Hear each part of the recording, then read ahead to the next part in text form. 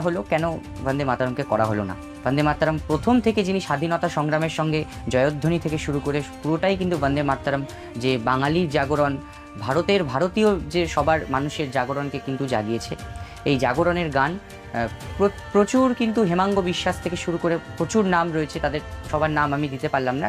আমি প্রত্যেকের নাম কিন্তু, যাদের নাম একদম ফার্স্ট টু লাস্ট আছে তাদের নাম আমি কিন্তু ডেসক্রিপশানে আমি দিয়ে দেবো, আপনারা সবাই দেখে নেবেন। যদি আমার কোনো তথ্যে কোনো কিছু ইনফরমেশন যদি আমি না দিয়ে থাকি তাহলে কিন্তু অবশ্যই কমেন্টে জানাবেন এবং আমারও জানা হবে, কারণ অনেকগুলো বই ঘেটে অনেক জেনে অনেক কিছু ঘাটাঘাটির পর কিন্তু আমি তথ্য পেয়েছি, কারণ এগুলো কোনোটাই পরিষ্কারভাবে কোনো জায়গায় লেখা নেই। কারণ বন্দে মাতরম সেইভাবে কিন্তু স্বাধীনতা হওয়ার পর সেটা নাড়াঘাটা হয়ে যাওয়ার পর কিন্তু অনেকটাই মানে থিতিয়ে যায়, অনেকটাই কিন্তু পেছনে চলে যায় বন্দে মাতরম।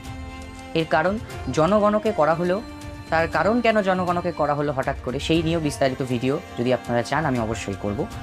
ছোট করে বললাম, সেই ছোট করে যদি বলি তাহলে বন্দে মাতরম গানের মধ্যে পড়ে মা দুর্গা, মা লক্ষ্মী, সরস্বতী মন্দির, এই সবের একটা হিন্দু ধর্মের একটা ঘেঁষা পুরোটাই রয়েছে পুরো গানটাতে।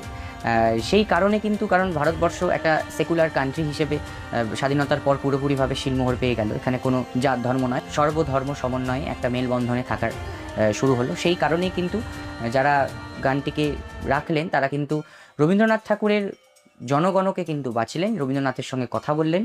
এবং দ্বিতীয় জাতীয় সঙ্গীত জনগণের পরে যদি কোনো গান আসে সেটা হচ্ছে আমাদের এই জাতীয় স্তোত্র বন্দে মাতরমকে রাখা হয়েছে।